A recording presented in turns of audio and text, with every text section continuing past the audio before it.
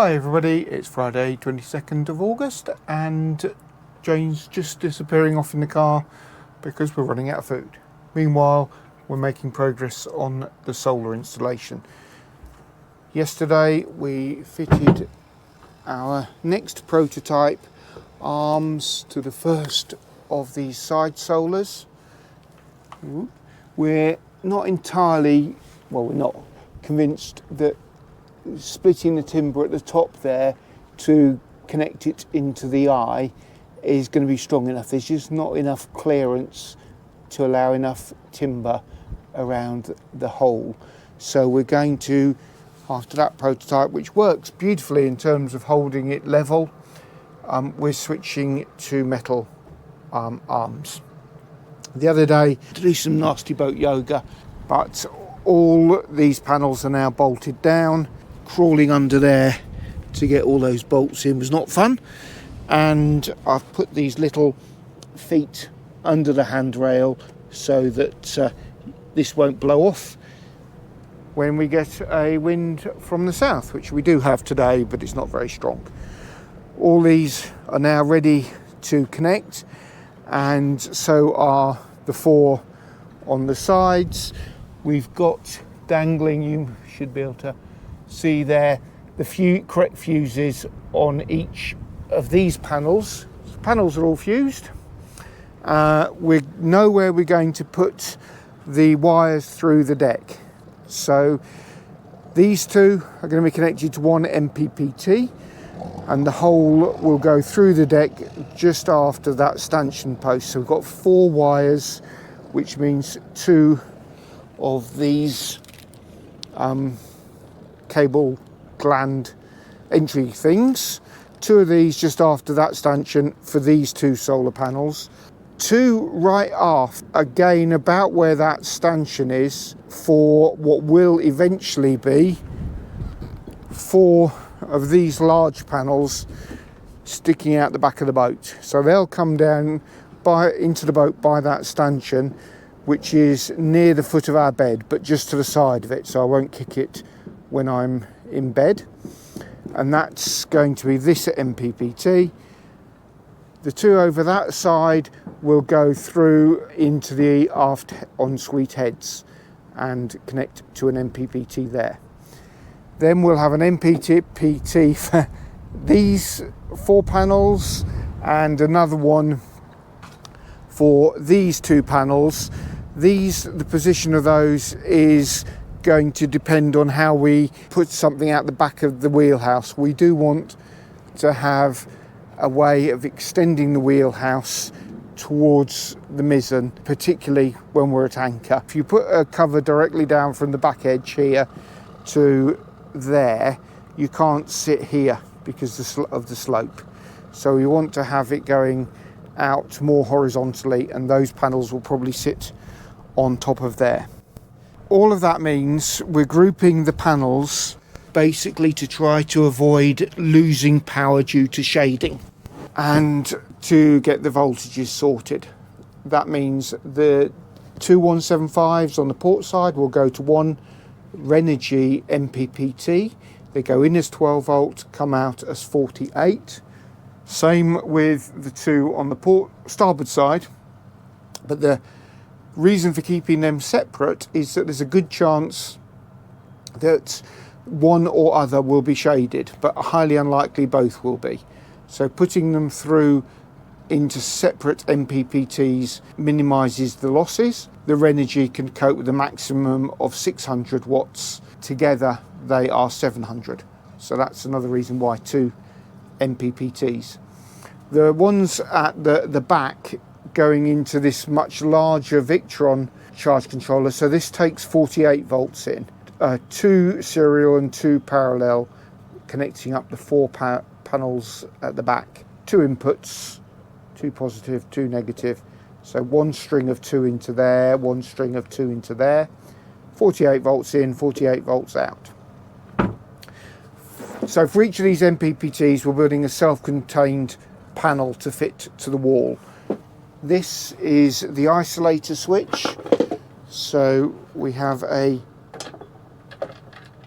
4-pole isolator switch, which basically means we have 2 negative, 2 positive coming in the top. They all 4 get switched on or off by this, and then we have 1 positive, 1 negative out. No, oh, sorry, on this one we have 2 negative and 2 positive out, which go into the Victron. For the Renogy ones, there's an internal bridge in here, so we have 2 positive in, 2 negative in, and get 1 positive and 1 negative out, which will go into the Renogy. These are the Renogy ones here. What that means is solar is self-contained here. You turn the isolator off first. That stops power going into the charge controller. Then you flip the circuit breaker, and that ensures that there's no physical connection of the positive to the battery bank, and therefore it's safe to work on the battery bank. When you're turning it back on again, once the battery bank is connected, you turn on this circuit breaker, and then you turn on this. We've seen lots of things saying this is absolutely how you should do it, but most boats don't. But we're going to try and do it properly. So everywhere we have solar panels coming in, each of them has an arrangement like this, depending on the power. They're all going to have the isolator, they're all going to have a circuit breaker, they're all going to have an MPPT. But most of those now, if it works, when we've tested these two, will be these Renogy Rover boosts, which give you out 10 amps at 48 volts, which given all our battery banks are 48 volt, all our main ones are 48 volt. That's what we need. And Victron are behind the game. They don't do an MPPT which boosts the voltage. I can start planning how to do the wiring. It did take us a very long time to suss out the instructions for this box. I've got the inside. That's the inside. In fact, for this particular one, it's straightforward because we're doing 4 lines in that just go straight through to 4 out. 2 positive and 2 positive in and 2 negative in, and the same coming out.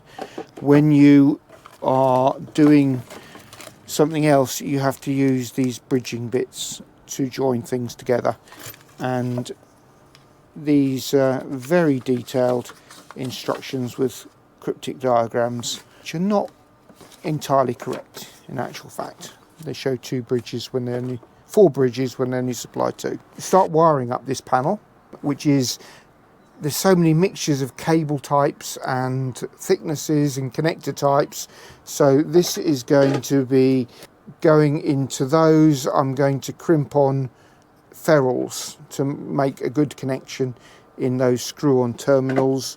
This one going solar coming in is MC4s, so I've got to crimp those onto a short cable going around there. This is, I think, 35mm squared that we can use on here, so into there and then from there. I'm not going to do the connections yet to the battery banks. That will be reasonably obvious in another video, but I can start thinking about the connections from out of here through the deck, which I will try to make initially the right length for when they're going to the solar arch, solar brackets on the back, and then we'll add extensions to go along the deck while we've got our solar farm on above the cabin. I tell you, our brains have been aching working all this out. It's not something we're particularly experienced in, so it just takes forever to work out how to make all the connections, what they should all be. But hopefully we've got the big picture sorted, and now we can just plod through and do each little bit at a time. Good morning, Monday 25th of August, bank holiday weekend. It's going to be the last dry day for a while, wet tonight, and then on and off through the week. Jane's decided it's another laundry day, and I am going to do, well, one fix. We've got one of our chain plate loops, the aft one there, which leaks a little bit, so I'm going to epoxy that to fix that. I'm going to fit our last, for the moment, solar control panel just there. I'll just show you this one that's now installed. There's a similar one on the port side. 4-pole isolator. For these ones, it takes 2 positive in at the top, 2 negative in at the bottom, and sends them out as 1 positive and 1 space, very tricky here, sends them out as 1 positive and 1 negative. So there's a little bridge for the 2 positives and for the 2 negatives on that side of the switch. So when the switch is off, all 4 of these are turned off. This is the Renogy Rover Boost. It takes in 12 volts. These are 2 175 watt 12 volt panels. Takes in the 12 volts, sends out here 48 volts, which will go to the battery banks, which are just going to be forward of that bulkhead. We've got the same for the port side there in the heads, and so each of these has got 4 solar wires coming through the deck, and I'll go and show you those in a moment. These are the first MPPT and also first ring crimp terminals I've done. I've used ferrules on all of the cables that go into a screw down thing so that they're held properly. But the first lessons that I've learnt from doing this are neatly shown by this Victron that I'm about to install for the aft panel. So this will take in 4 215 watt panels, 2 lots of series, so 2 series into there, 2 series into there, and this is fully 4 poles, so all 4 come out. And this is the first thing I hate about this particular Victron is they've put MC4 connectors, positive and negative, on the back of the machine. And these are, firstly, they're really vulnerable because they stick out so far. So I don't know when it's happened, but these are loose. And I tried to take the device apart to try and fix it inside. It's all glued together so it doesn't come apart. I hope I haven't broken it. So I wouldn't have MC4s simply because they're so vulnerable sticking out. Anyway, it's daft because you're not supposed to connect MC4s directly to the panel. You're supposed to go through a breaker. The breakers don't have MC4s. You are, actually I tell a slight lie, you can buy some with MC4s, but by putting MC4s here, they're just encouraging you to think you can plug the solar panel directly into it, which is not what you're supposed to do. I'd much rather screw down or ring terminals like they've done here for the outputs. The other thing I've learnt is that not all MC4 connectors are the same, and these are ones that I've had a long time, and they really struggle to plug into the Victrons. The distinguishing features of these over all the others that I've bought that have worked better are there is no red rubber seal around there. All the others had a red one. This has got a little black one. And here, if I just point with the broken thing, the place where the clips, those 2 clips pop out, has got a side to it. It's not open. So just there, it's got a side. All the other ones are open, and these ones just don't work very well at all. And then the final thing I've learnt is that when you're doing these crimp connections, I'm using, because I guess I didn't know better, a fire safe cable. So it's got the black, and then it's got a much stronger white plastic around the actual wires. The black is too thick to be crimped into here, so you actually have to cut the black back a little bit further, expose a bit of white which will go into the crimp connection, and then the wires which will go further down. So I'm going to redo these 4 connections What a glorious bank holiday Monday. Tide coming up still. Feel a swim might be called for later. Right, let's look at these solar panels that I've been connecting. Here's the tails from this aft one. We've put the right size fuse in these fuse holders so they're as close to the panel as possible, and we're using these sort of streamlined depth fittings. My logic is that water will flow over them for a start, but also they should be much less vulnerable to be knocked, because they'll actually, when they're down, they're below the height of the bulwark. I'm waiting for the bolts to arrive to fasten those down. Now, the lazarette is roughly on that line. I'm going to put both of these here, which will drop down with a drip loop and go into that Victron MPPT. So my first job will be marking out where these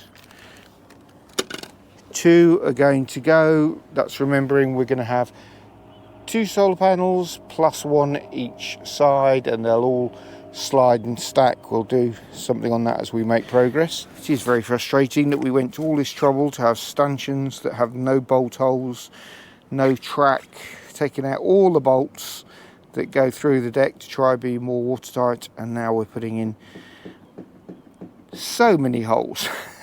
I've lost count. It's only 5 bolts for each one of those and the 2 wires in the middle. Still, they are all in places where if it does leak, it's not going to wet anything important. We'll just have to put up with it. Right, I'll mark and drill those now. Okay, that's how those will look. There's the holes for the wires to go through. I'm going to sort out where the MPPT goes next. I'm going to attempt to show how I'm doing MC4 connectors. I don't believe it's the best way, but it's working for me at the moment. What I struggled with was wire strippers. I saw a video, I've bought this style. In fact, that doesn't work very well on this fire cable because the outer black sleeve just slides rather than cuts. So I'm just using a knife to do the stripping. Other than that, these are the MC4 connectors that seem to be working much better for me. You can see the little red seal, and on the other one you can see that there's no bit of plastic covering that release point for the clips. Those are working better. I'll just do the stripping. I've invested in some much better wire cable cutters, supposed to cut up to 95 millimeters, and I've got the MC4 crimp tool. I hadn't realised originally, but you do need to use this that way up so that the jaw there has a wider bit and a narrower bit. So you want the wider bit to crimp around the insulation, and the narrow bit to crimp around the cable. I've got one of the Victron tools and a pair, Jeep pair from Amazon, to allow me to tighten up the connectors. Let's see if I can set the camera to capture the excitement of doing MC4 connections. When I was showing the previous one, I got things fucked with the pins going in the connector. So the larger diameter one of these pins goes with the male ego. Easier way to remember it. Big goes into It's just a bit stiff to start with. That's what confused me. That wobbles around. So yeah, it's the larger diameter one of these that goes into the one with the described as male. Okay. So larger diameter. There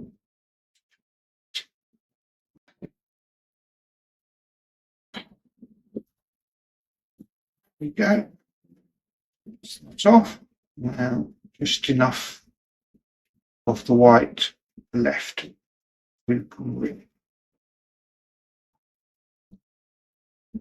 Inaccurate fitting.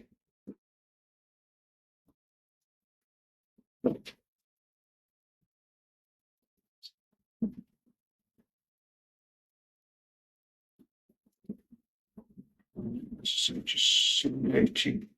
Oh, which doesn't cut any strands, just makes them more much easier. So I've got screw on cap, the grippy thing, the watertight thing. Now to get this into there, rotate it in nicely, and ready to crimp. Crimps what feels like the wrong way up into the largest one. That beginning of the back.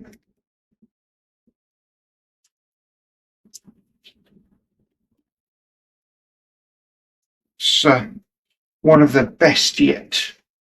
Where it's good to do a good one when you're doing it on camera. That's clipped in nice and securely now. Get the seal to pop inside. Start tightening that. And then use the stick special spanner to the legs. It's one of my best yet. Okay, one more to do. I'll just get on with that. Okay, I got the instructions out, so I am going to do it the way they recommend, even though these are fully 4-pole separated switches. So they want for the 4-pole configuration plus minus plus minus.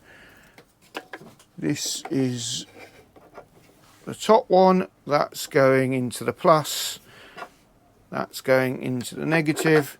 So on this side, this is going to go into the negative, the first one, number 6, and the other one will go into the positive. One of the nice things about using these crimp-on ferrules is that once they've been in here and that's been tightened up, I hadn't realised that this would happen, but it actually squashes into a rectangle instead of a square, thereby increasing the area that's clamped. So that's got to be good, isn't it? There we go.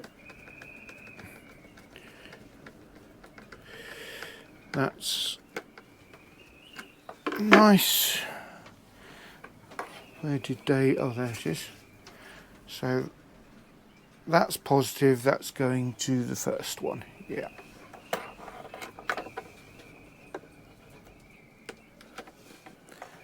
Goes in nice.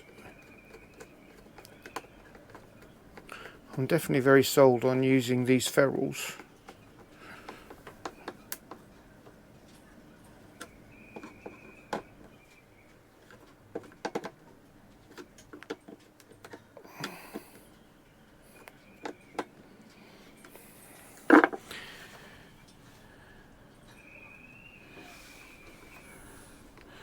What's it? Oh, you half-baked, foolish person. I forgot to put this through the screw-on cap.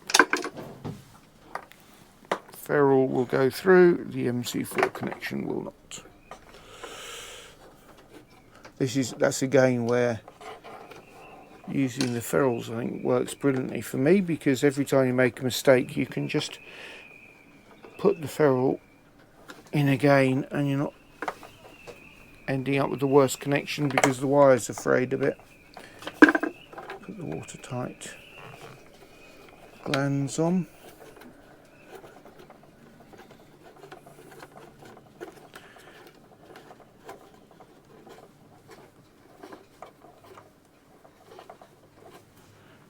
They won't be entirely watertight, will they, when they're gripping around two wires, but it's not going on deck. It is, even though these are designed to be suitable for outdoor use, but when the rubber is gripping around two wires, I can't see how it could be entirely watertight, because they're not round, are they? Okay, so which order does it matter? I don't think it matters at all. Let's put, there you are. You can hear these ones click in. I couldn't do that with the other ones. Yes, nice positive engagement.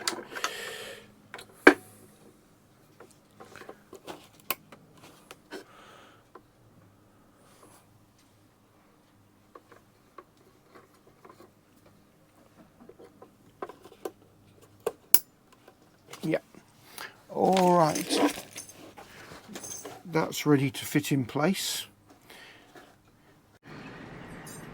Hello, it's Wednesday 27th of August. The rain has eventually stopped and some parts have arrived, so I've got 3 jobs to do today, which are all enabling jobs for progressing the solar, although the first won't look like it. My first job is to fit the cable glands for these 2 wires coming out of them as a mast. This is the antenna for the AIS, that's a automatic identification system, so that will both tell others where we are and let us find out where they are. This is the Wi-Fi boost antenna. The AIS one, it looks a lot shorter here because that's on top of the mast, oops, all the way up there, whereas the Wi-Fi boost is halfway up. It looks a bit of a mess here. This is where the main sheet was originally attached, and we are going to do something different for that. In the end, we've decided to put these on this face. 1, 2. It's less than ideal to have them horizontal here, but it is fairly protected, and down below it makes it much easier for us not to lose headroom. So that's my first job. It's a 22mm hole for one and a 19mm hole for the other. The second job is something that's arrived, which is these small stainless steel things which we're going to use in conjunction with the wood for the arms to support the solar, just because the stainless steel is going to be so much stronger where the bolt hole is. And the third job is just the second arrived, all these bolts, several different lengths, which are to fit the seals for where the solar panels go through the deck. Okay, we're starting to fit these cable seals now. Got the holes all drilled, the 3 screw holes as well as the hole for the cable.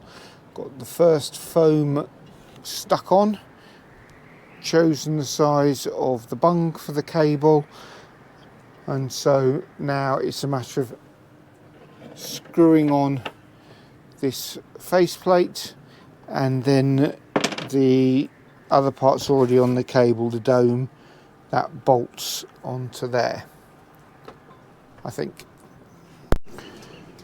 And there we go, the first one is on. Didn't take very long in the end. Friday 29th of August, and Dave is having a very frustrating day, but Jane seems to be enjoying herself at the moment. Let me just demonstrate. We are using, the boss is using this magic wand, something or other it's called. So we're washing our first sheet on the ground, so it's too big and heavy to put in the washing machine. We always expected that we would have to do this by hand. Debate is raging whether it will go in the spin dryer after this or just be wrung out. Anyway, that seems to be working successfully, judging by the colour of the water, which is disgusting.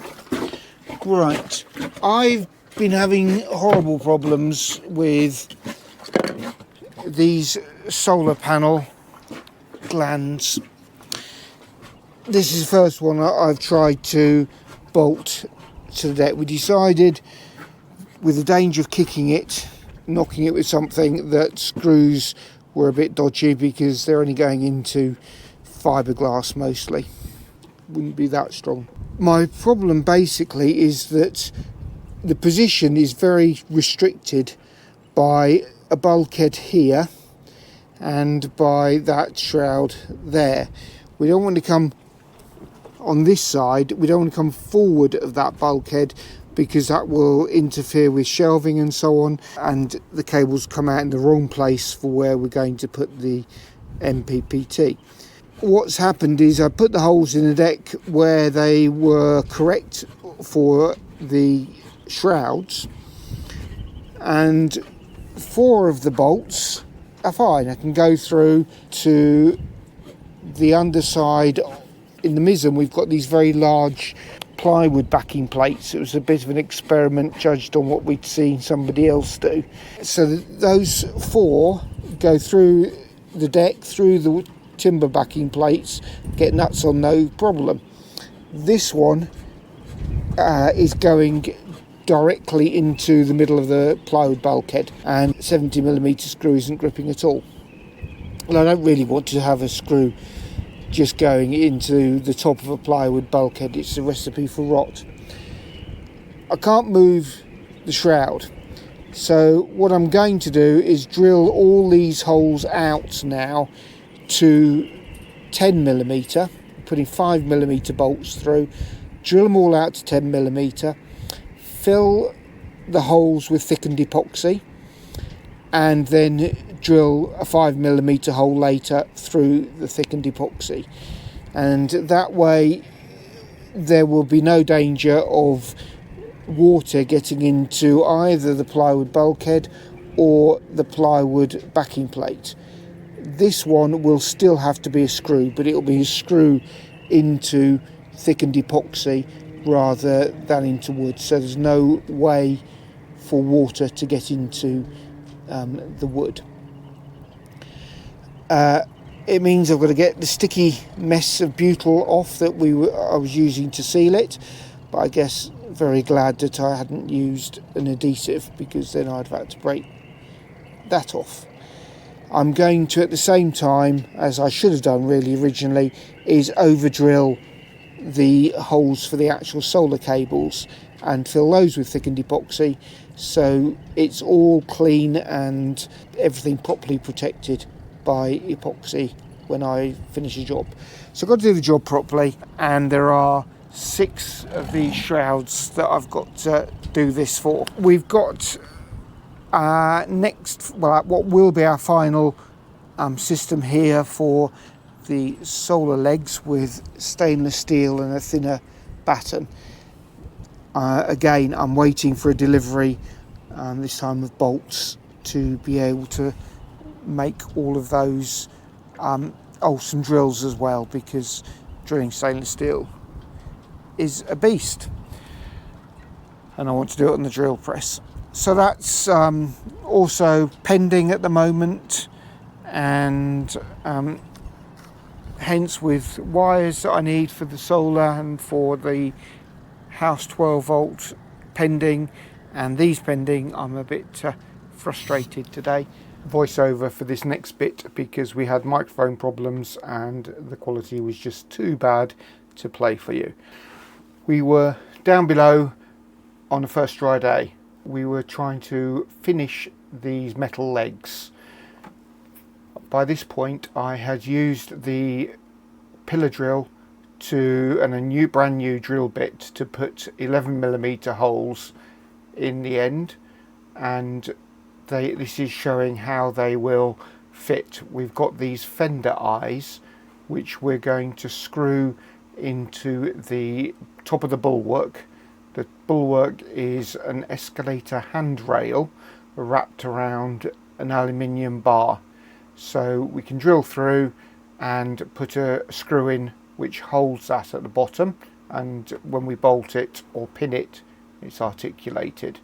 At the top we're using the same fender eyes screwed into the support arms, and again a bolt or a pin, and that means that they're held rigidly, but we remove the pin and we can lower them down. In terms of the bar we could get, it is rather flexible, so we are going to fit a batten to the bar.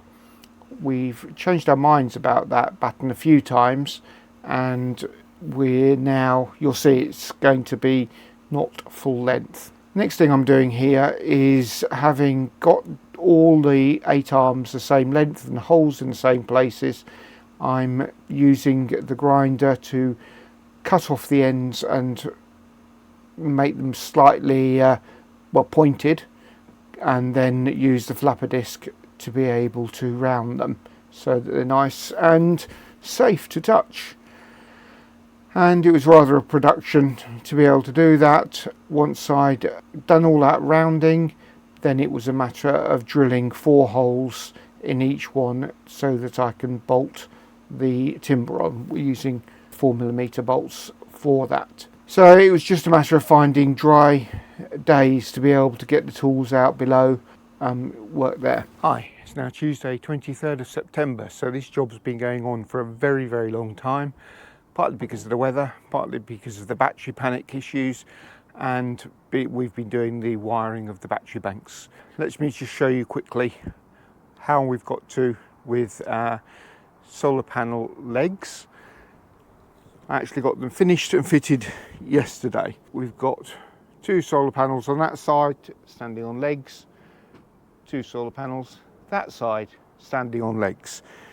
In the end, what we've done is at the ends we've just cut the wood so that the last couple of centimetres is just the metal and it goes there. Unfortunately, the drop nose pins are too long, so I think I'm just going to get a nylon rod that will go on there and use up the extra space.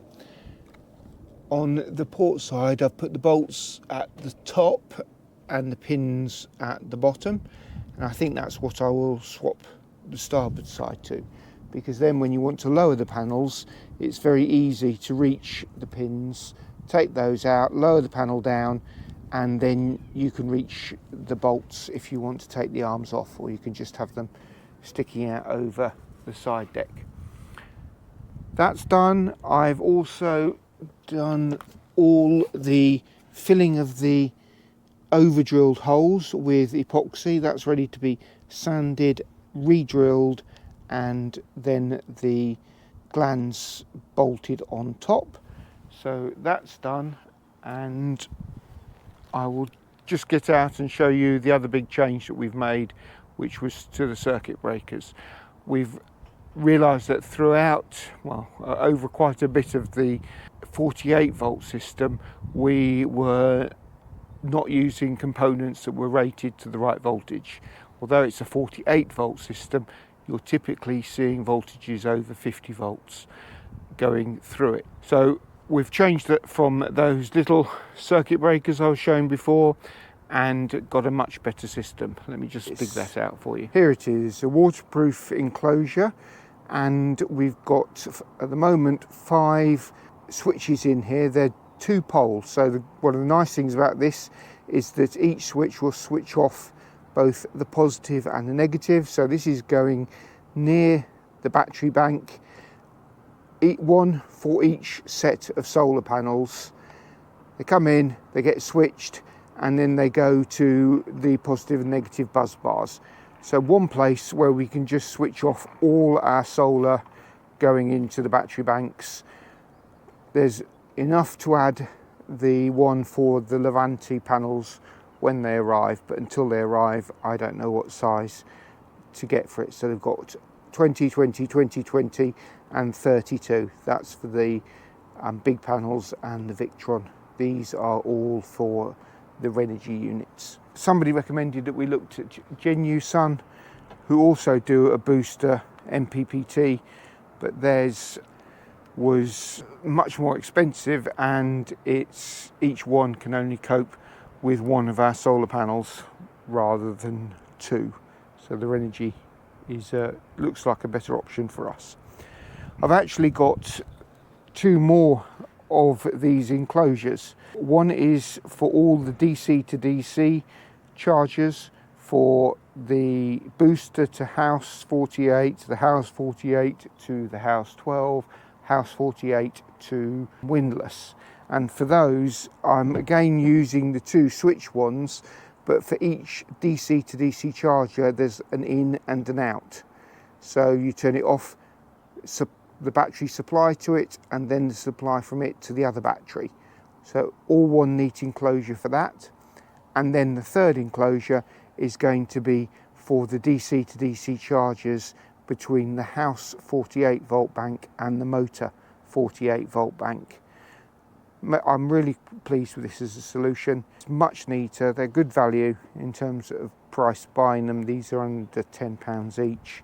It should give us a really powerful way of controlling things, and very, very safe, as they're two pole switches. We'll see how we get on. I'm not making any predictions anymore about which days and times we're going to get to do jobs, but you're up to date with where we are with the side solar now. Thanks for watching. Don't forget to like, subscribe, and go to our blog sustainablesailing.net, where you can become an early bird supporter and get our weekly newsletter. Thanks very much. Bye.